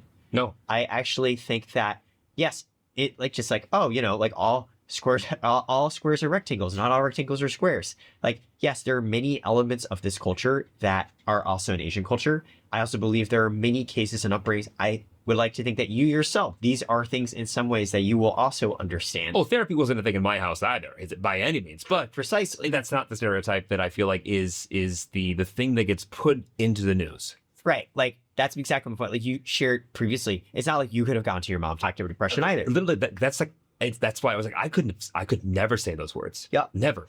And so I actually think there are common points that what I said are not uniquely Asian. Right. But yes, Asian culture, I do believe, has those couple of points. And then I think for me, I mean, the simple answer, I mean, as sad as it gets, is like, cool, when you're really miserable and life is terrible and you're suicidal, you at a certain point have to decide that you're going to try and make changes and things are going to change. Or honestly, Jeremy, you don't. And the story ends there. Like, well, it's a change either way. It's like, pretty frankly, you're at a point where something needs to change. Yeah. And I think for me it's cool. Like, okay, like I really need to rethink my framings of how the world works, because like, if not, I probably won't be in this world anymore because I hate it. And as part of that was like therapy, probably something I should consider because I am just like so completely, utterly miserable. And being surrounded by people who had done therapy really helped. I remember I had a dinner with a mentor of mine who had started what I saw a successful financial technology company and had all like those glittering credentials of prestige, like worked at Goldman Sachs and like private equity, like went to Stanford. Did all the things. And I had a dinner with him where I was telling him I was working at Coinbase, even though I'd left Instagram, seeing him doing my own thing. He's just like, dude, like, what are you doing? Like, why? Like, gosh, what are you even considering? And told me like, he was in therapy. His dad left when he was like 10 or 11. And I was like, wow, these are like very vulnerable things he's sharing. And like, if someone that I really look up to and respect is comfortable talking about those things and is seeing a therapist, like, do I think I'm like better or smarter? Like, why am I not? Like, why wouldn't I? Right. I think that helped as well. I think the combination of like, well, cool, I need to change. And then like getting the benefit of seeing people and role models, which is like why I talk so openly about this stuff, getting to see the benefit of other people doing it was like, hey, I should consider this. And also, like, to my previous point, I really distanced myself and my family enough. This was no need to like go to my parents and be like, hey, like, I'm gonna start therapy because I don't share that much about my life anyways. That space gave me the freedom to kind of just go do my own things. And You didn't explain why you were I didn't need their approval. I didn't even need them to know. Right. It's funny you say that. You didn't need them to know. I think we all know that like that's an option after we become adults. Right. But I think sometimes it almost feels like it's just such a foreign concept. It's like, but like they've been so in control of everything I've done in the past that even when they're not in control anymore, it feels weird to have to become almost, well, to admit to yourself you're a new version of yourself to the point where that's something that you're going to do. And then I feel like it fragments. It's like, I'm actually this person, but I'll always be this person that I'm not really anymore to my parents. And it's probably a large reason why I don't go home that often. I know you don't go home that often. Because I don't really like reliving and loving and like having to become that person for even a few days. It's hard because there's always a part of, I imagine you and definitely me, that still wants to talk and engage more with my parents. Because they're our parents. Not that complicated. Yeah. But I think I've been through enough times where like I would try to express something and just like not hear a response that made me feel better in any way whatsoever. No. That like, there's like an old saying, like, if you stick your head into a hole and you get whacked on the head and like it happens every single time you do it, eventually you're like, maybe I should stop sticking my head into holes. Maybe. They say also like insanity is the definition of doing the same thing over and over and expecting different results. I think I just reached a point where, part of me would still love to like share these things. Yeah. And like, I've just done it enough times where I'm like, I don't need to anymore. And I don't really find it valuable. I was trying to explain this to my mom not that long ago, in a pretty productive, but not productive way at the same time, in the sense of like where I ended up with her was like I don't expect you, nor do I need to be on the same page with you about things that we don't agree on fundamentally. But I would like to get to a place where when you have something that you wish I understood and you don't have the words to get me to understand it. Yeah. I want you to, I guess I'd expect, and I really would like us to get to the point where we can just say those exact words. I know what I want to say. I know what I want you to hear. and I don't think you're hearing me, and that's okay. But know that where we're not at as far as like the differences here is not because I want you to have to agree with me. It's just I wish you saw it in my perspective, and I respect that you don't, and I love you so much that it doesn't even matter. And I don't want to let that be the reason that we have no relationship. I think that's really beautifully said. I think that's something I strive for in every relationship, because eventually, like, you are not the same person. Like, I wouldn't date myself. I would want them to be myself. I've dated myself once. It was How'd it go? awful. And like the highs were highs, the lows were lows, but like I know that I suck in ways that are so fundamentally frustrating, and I need to be with somebody who is so unabashedly good in all the ways that I suck, and vice versa.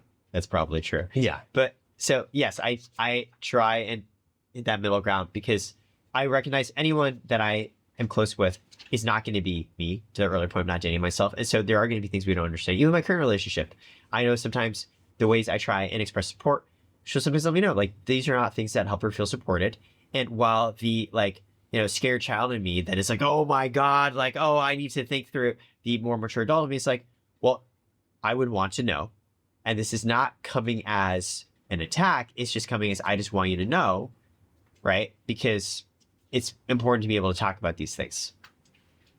On that exact point, you're a recklessly honest person sometimes. Yeah. And I use the word recklessly in the full sense. It's not that I think your intent that I've ever been aware of. I'm sure there's been a time. I don't think there's ever been a time that I'm aware of that I've heard directly or indirectly where your honesty has been intended to make someone feel bad about the truth. I've never heard of that.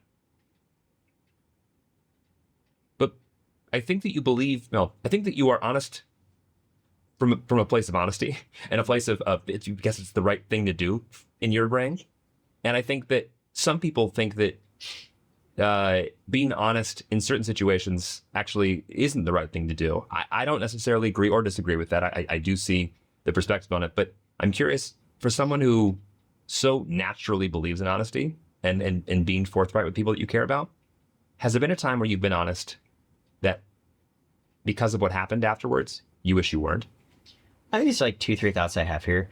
The first is that I definitely think it comes from like a fear of like, oh God, like I don't want people to hate me. If I'm honest, they can't hate me, which is probably like a less healthy piece. The second is I've actually worked a lot with my therapist on, you express like every single thought going through your head ever, especially when you have like OCD problems, right?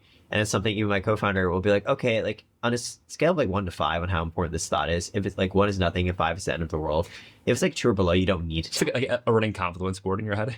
Like, yeah. Those things, low priority, yeah. Filter exactly. out. And Filter like, out. Exactly. Also recognizing, I had a text conversation with Lauren on the practice of thought diffusion. Like sometimes think of a thought and just like transform it into like a butterfly where it floats away. Or I'm so glad that I'm not on this thread. God. honestly, you may be in our thread. We have conversations in the group thread where it's basically Lauren, Zach, and me, and Jeremy's there, but he's not there. That's every thread I'm on. Yeah. And, or like you just let the thought, like the intrusive thought, like disappear into a sheet of paper. And so like, yes, I definitely am also working on, there are things you don't need to share always. I think the third thing is I do strive very hard to be honest in what I say. And there's a difference between, I'm learning, does not mean being honest in every single thing ever, right? Often like in a business context, Sure. right? But at least the things that I do say, I feel that I can be honest to stand behind them. Say what you mean. Mean what you say. Yeah, exactly. Now, I think to your question, generally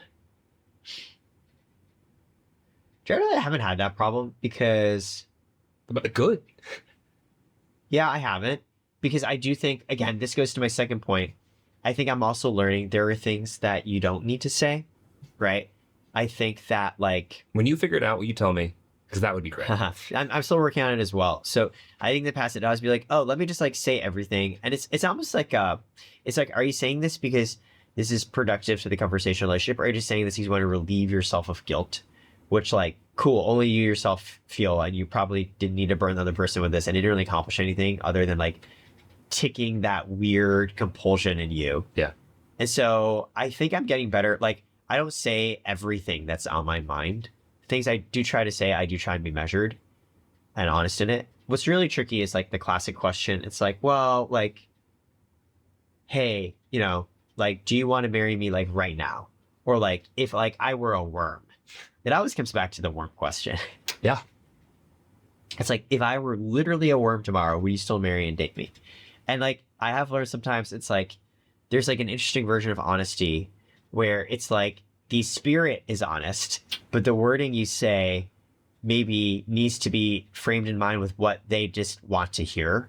And they know you're saying this because it's what they want to hear. So it's not like you're not being honest, but it is sometimes like like, hey, okay, like I hear you, but can you just like, I'm gonna ask the question again, but can you answer it this way? Yeah.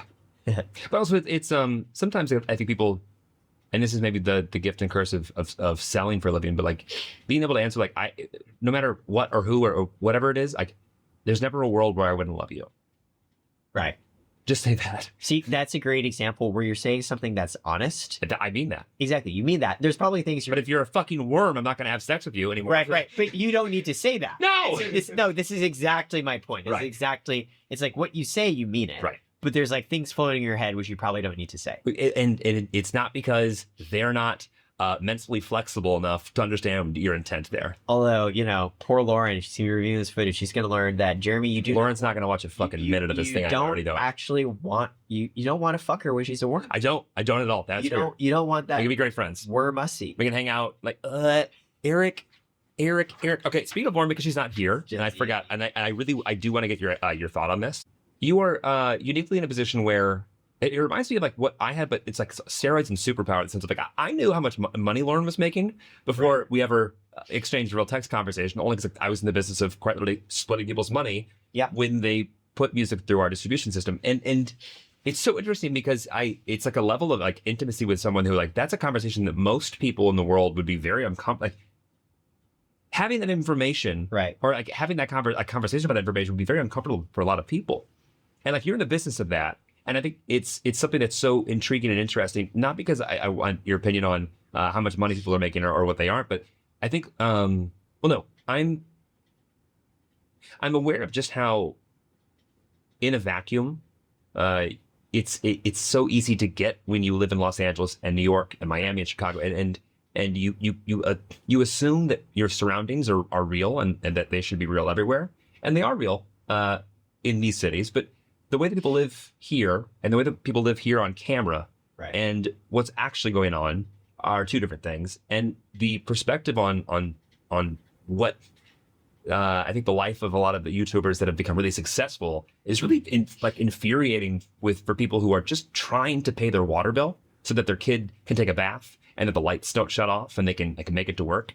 And I don't think that the economy being in a shithole right now is because of creators, but I do think that where people spend their time and where they're entertained does really flow into how people feel about celebrities and influencers and content creators. Yeah.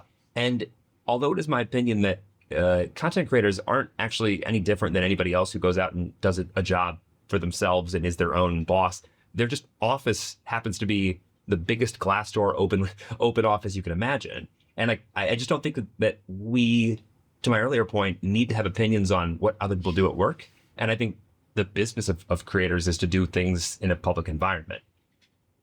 Where do you think creators deserve the criticism they're getting? Right. And where do you feel like people should have a lot more empathy based on what you know about their actual fundamental, like, financial fortitude? Like, I think there's 2-3 points when it comes to how to think about, like, the fact that, like, the people that you see on camera, like, maybe making more than you, and some of them will actually show financial circumstances that are like, wow, there's a lot going on there. So my 2-3 thoughts. My first thought is, for me, what inspires and interests me in this whole creator part of the world in the first place, like why I wanted to do something or why I'm glad to be part of this world, is like, hey, for the beginning of time, there have and has been a premium placed on the people that you get to watch and feel entertained and inspired and educated by. And once upon a time, that was like a very, very small, rarefied segment of people, because the costs of putting those people out to media was really expensive. Like, to make you a movie star. Yeah. Gosh, Well, that's like really hard when like the technology you're using to film and distribute movies is so expensive. You're gonna have a few people who are like literally top to the top, and everyone else watches them, and they're living in like a different stratosphere. And over time, as technology has changed, that barrier to entry has gotten lower and lower, from like movie to like radio to television to the internet to cool. I'm gonna film a YouTube video, but I need a camera too. I can literally just like post to TikTok now with my camera. There's two immediate things that come out of that. The first is like, to me, it's really cool and inspiring that like anybody can make content now. Like there is a possibility for anybody to reach financial stability and maybe even financial abundance by putting this out here in a way that was never possible before. It doesn't change the fact that, of course, there's a distribution of what is achievable and attainable, and that there are always going to be disparities, but at least it's more possible than ever. And that's something I think is really, really cool. Mm-hmm. And that's very new, that everyone has the ability to just put themselves out there. The second point I'll say from that, I think, is in a way it turns it more into a job where, cool, you see how people live on camera. There is more of an aspirational element here because theoretically you could reach this also.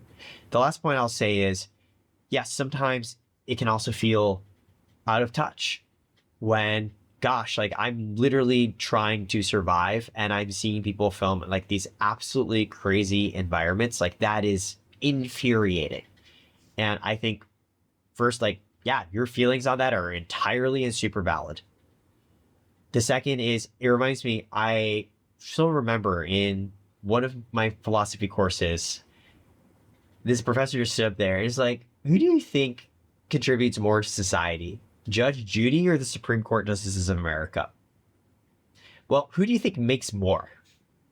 Obviously, Judge Judy. I'm leaving the first question up to your debate. You can leave in the comments who you think contributes more to society. But let me tell you this. Who makes more is absolutely Judge Judy. We live in a capitalistic society, and market outcomes are not necessarily moral outcomes. Just because somebody makes more doesn't mean that they deserve to make that. It just means they, through a mixture of their own abilities and luck and circumstances, have found a market of people who are willing to pay them this XYZ price for whatever they do.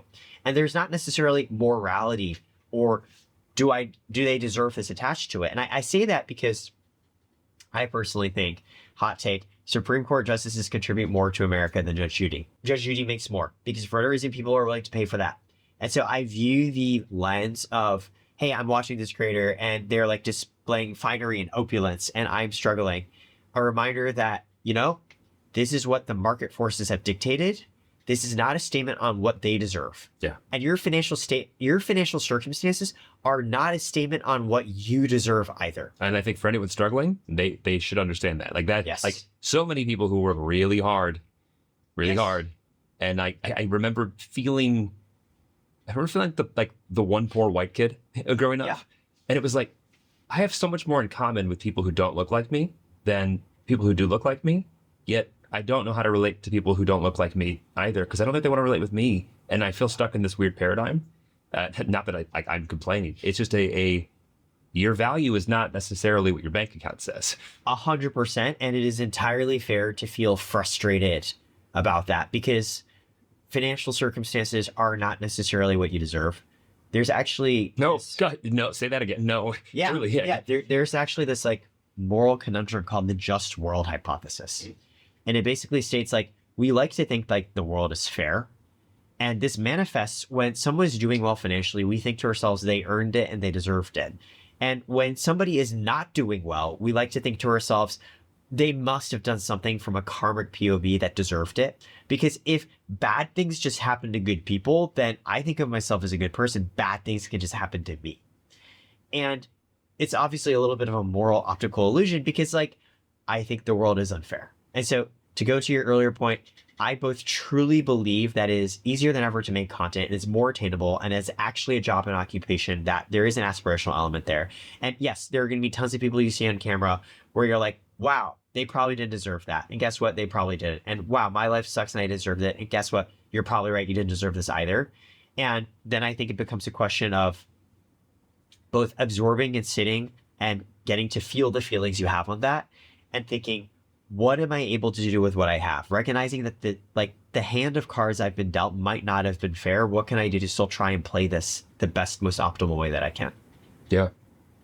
Do you think that the business of creators and the people that you care most about that you serve will be more of the same in the next 5 or 10 years, or will it look more different than what it has the last 10 years? I think more different because the easier you make it is for everyone to make content, the more ways people are finding out how to do that and like reach a following and like make money from it.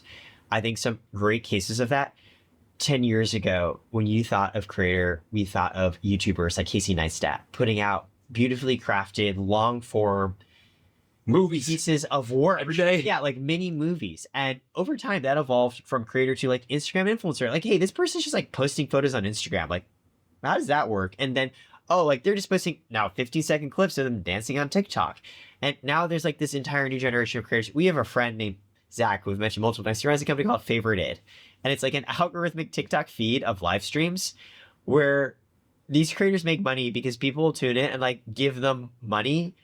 And the creators will like go on a live stream where there'll be 2 of them. They'll be like, who gets more money? And like people will donate to them. And I don't really understand that. No, but, not either. but I don't need to because It's not for me. there will be endlessly more ways to innovate in terms of making content and monetizing from that. So yeah, I think the next 10 years, when you lower barriers, you actually see a greater diversity of people who come in and find ways to be shown and expressed.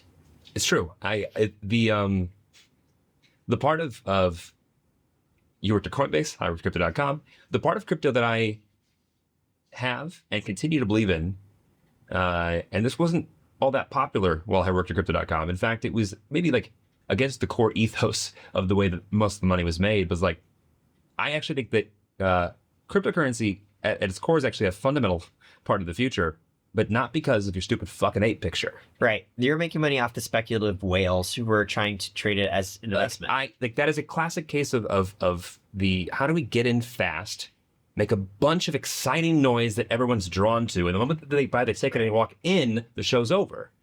And it comes down to, no, that's actually not actually all that fundamental. And it was so obvious to me at the time that this is not going to stand the test of time, because the things that matter are, you can't get a bank if you live in South America. That's to your point, the true fundamental premise of crypto. I can't pay you, but we can't do business. Like even if you want to be able to service, I can't get you money. And I don't know where to put my money. It's like, that's what we need. We need people to be able to not have to ask permission to trade.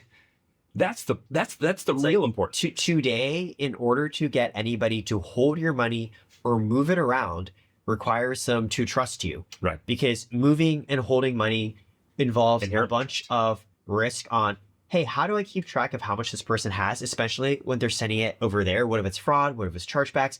That's why banks make it hard sometimes to move money around. That's why PayPal charges you a fee. That's why people care about your credit history. Obviously, this is something I care about from the creator POV, but it's true generally. The whole premise of crypto is, what if you didn't have to convince this institution that you should be able to send money around and have a bank account? What if it was just software? And yes, that has been entirely lost because that long-term potential has been masked by the short-term, hey, numbers go burr, let me make money, not off the fundamental value, but off of, hey, if I can get a ton of people to pump this thing up and I sell it, then I'm just taking money from them. And I win and they lose, but oh well. They know that I'm doing something right because I have these successes that are publicly available to be seen. They're going to want a piece of that. I'm going to take advantage of that. And then by the time that they're here, I'm gone. And that has been going on since the dawn of time.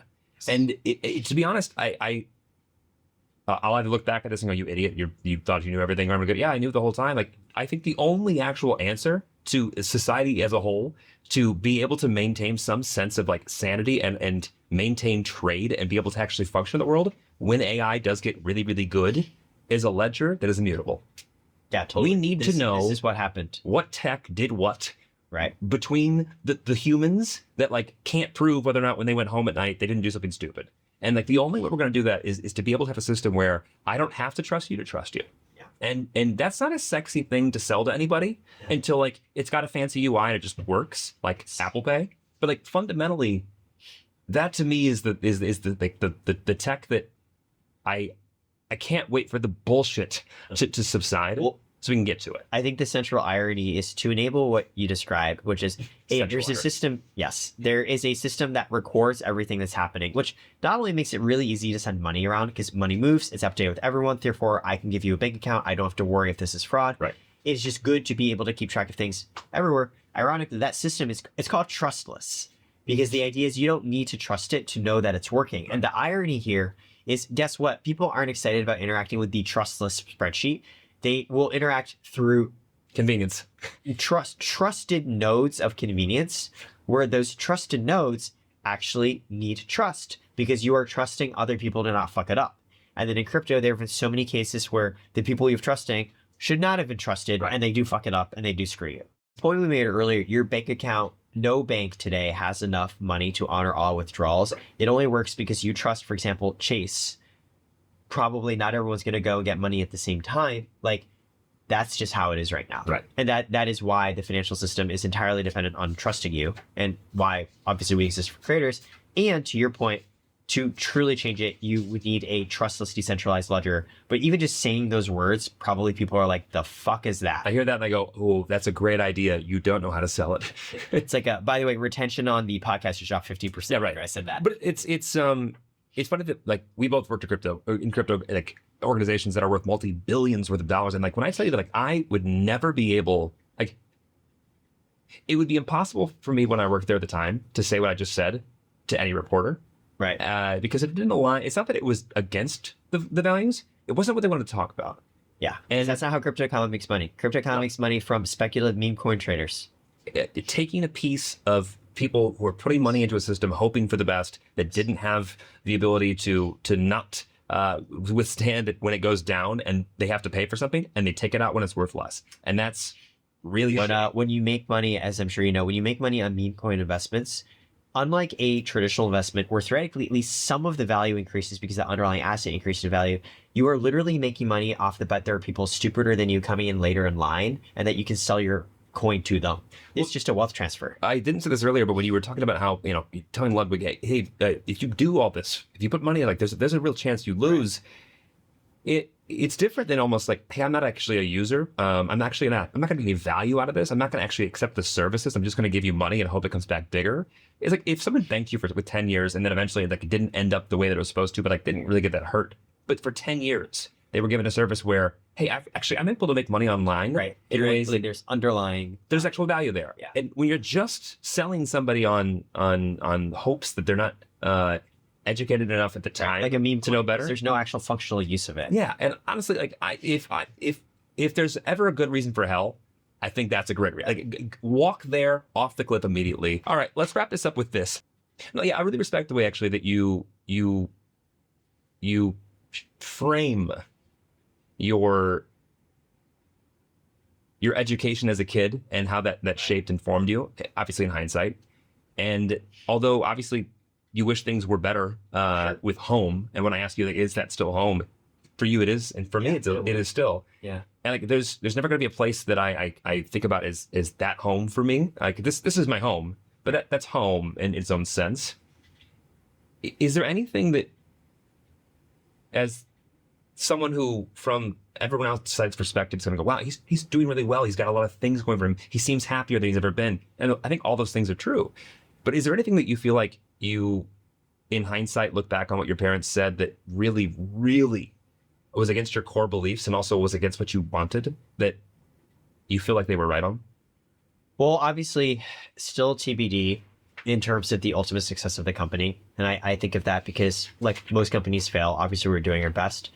But I think this goes to what I've always perceived as conditional nature of the love that I received from my parents. I do remember my dad being like, oh, like, why would you think you can make this work, right? And like now he's very supportive. Right. But the whole point is you want somebody to be supportive and loving, even when it's clear it's not working. Yeah. Because it might not, right? But you just want their back behind you. I think what they were right on, I mean, I think my parents are right on a lot of things. Like clearly they were able to put food on the table and provide like a great education. I noticed you're here. Yeah, exactly. Like these are, I think there's like a certain level of like, hey, like they were able to build a meaningful quality life that is not like me fighting on the streets, which like, it's like, ha ha ha. But like, I don't know, like that was their lives and like their parents' lives. I bet they saw and knew shit that Right. if you saw would certainly explain some of the behavior. Right. So I don't even think so much that what they said was wrong, which I've now realized is right. I think it's more the framing of their beliefs were right for the environment they grew in and where they need to get to be and where they wanted me to be, to carry on the spirit of their lessons and what they intended actually means changing the letter of what they said. Yeah. So they're both entirely right and entirely wrong. They're entirely wrong because none of the actual technical pieces they said are right, but they are entirely right in the sense of like, well, the motivations, the broader goals and reasons and why they believed in these things is correct. They just have to be adapted into an entirely different set of circumstances. In some ways, that's very different thanks to the privilege that they have brought me through their work. Yeah. And I'm probably obviously very intentionally, Yeah. but in ways that I feel like they didn't intend. Yeah. Like the spirit is right. And to follow, to truly honor your parents, sometimes I think you have to do the things that they think is wrong. Eric, thank you so much for coming on. It feels weird to even thanks for coming to hang out. Yeah, thanks for I vibing. feel like we just talked. Here's the question. Are we past midnight? Oh, it's 1. Oh, it's 1 a.m.? Yeah.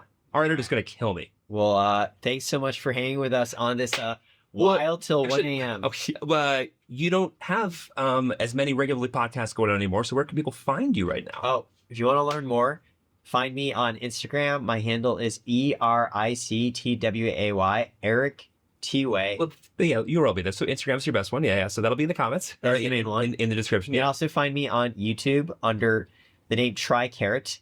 It's the name of my company. It's also where I do a lot of my podcasts. Your interviews are fantastic. Thank you. You put a lot of work into Yeah. Well, I interviewed your wife on one of them. Yeah, So but like it's incredible how much like that end product for a company branded Yeah. broadcast, that the engagement is insane. I work hard on it, and I shows. appreciate you notice. And finally, if you want to find my other yappy podcast where I just hang with my friend Chloe, you can find that as Jomo Pod. That's Joy of Missing Out. Bring Jomo back. We're working Bring on Jomo it. back. She just got married. That's why I was in Taiwan. Oh, marriage. Just come on. It's done. Get through it. I know. Marriage, podcast, seemingly equal equivalents. We missed like a week or two, but it's fine.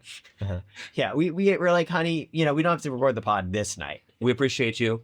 Can't wait for round 3. Good to see your growth. Wow. Yeah. Maybe then I'll be the first Asian dude with only Jeremy on a 1 a.m. podcast within a 6-month period. Maybe I truly will be the only one to find. Damn, we have another. You are one of a kind, Eric. Don't compare yourself to anybody. Don't compare yourself to anybody else. We'll see you guys next week. Thanks, guys. Bye. Bye.